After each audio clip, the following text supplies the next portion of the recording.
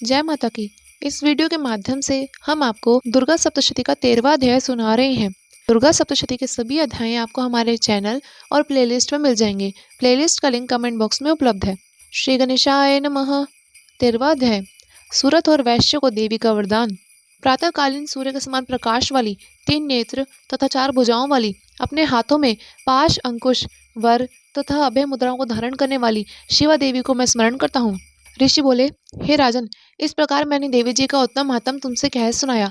जिन्होंने इस जगत को धारण कर रखा है, वह देवी इस प्रकार से प्रभाव डालती है, वही विद्या उत्पन्न करती है। उन्हीं भगवान विष्णु की माया ने ही, हे राजन, तुमको और इस वैश्य को तथा और भी विवेकित जनों को मोहित कर रखा है। यह पहले भी मोहित थे, फिर आगे भी मोहित होंगे, इस प्रकार और दूसरे भी मोहित होंगे। इसलिए हे महाराज, तुम उन्हीं परमेश्वरी की शरण में जाओ, क्योंकि वह देवी इस प्रकार से आराधित होकर मनुष्य को भोग, स्वर्ग एवं मोक्ष आदि प्रदान कर देती हैं। श्री मार्कंडेय जी बोले, इस प्रकार ऋषि के वचन सुनकर उन राजा सूरत ने प्रशस्य व्रतों का पालन करने वाले महाभाग मेधा महर्षि जी को प्रणाम किया। वह राजा ममतादायक राज्य के छिन जाने से बहुत ही खिन्न हो चुका था। वह तुरंत ही तप करने के लिए चला गया। हे महामुने, वह वैश्य भी तप करने के लिए चला गया। अंबिका के दर्शन के लिए नदी के किनारे बैठकर वे दोनों तपस्या करने लगे। वह वैश्य देवी जी के परम सूक्त द्वारा जप करने लगा। इस प्रकार उन दोनों ने देवी आराधना के लिए नदी के किनारे मृतिका की देवी जी की मूर्ति बनाई।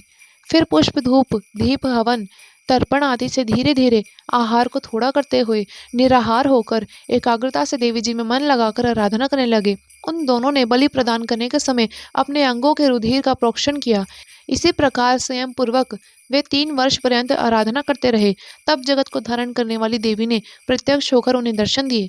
देवी बोली, हे राजन तथा हे कुलनंदन वैश्य, तुम दोनों जिस अभिष्ट की प्राप्ति के लिए मेरी प्रार्थना करते हो, वह मुझसे मांगो, मैं प्रसन्नता से तुम्हें सब कुछ दूंगी। श्री मार्कंडेय जी बोले, तब राजा ने तो दूसरे जन्म के लक्ष्य रहने वाला राज्य मांग लिया और इस जन्म में शत्रु की सेना को बलपूर्वक नाश करके फिर से अपने राज्य की प्राप्ति का वर मांगा। वैश्य का चित्त तो संसार से खिन्न हो चुका था, इसलिए उस बुद्धिमान ने उस ज्ञान का वर मांगा जिसके द्वारा संसार की अहंता ममतात्मक आसक्ति नष्ट हो जाए। देवी बोली, हे राजन, थोड़े ही दिन में तुम अपना राज्य पालोगे, कठिनता के बिना ही अपने शत्रु का नाश करोगे। वहीं पर तुम्हारा राज्य भी स्थिर हो जाएगा। फिर देहांत होने पर सूर्य देव के अंश द्वारा जन्म पाकर इस पृथ्वी पर आप सार्वणिक नाम से मनु हो जाओगे। हे श्रेष्ठ वैश्य, तुमने भी हमसे वर मांगा है, हम उस वर को देती हैं।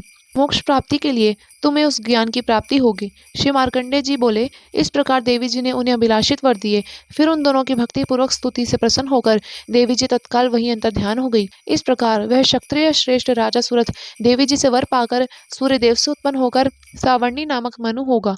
इस प्रकार श्री मार्कंडेय पुराण में सार्वणिक मनवंतर की कथा के अंतर्गत देवी महात्म्य में सूरत एवं वैश्य को वरदान नामक 13वां अध्याय संपूर्ण हुआ।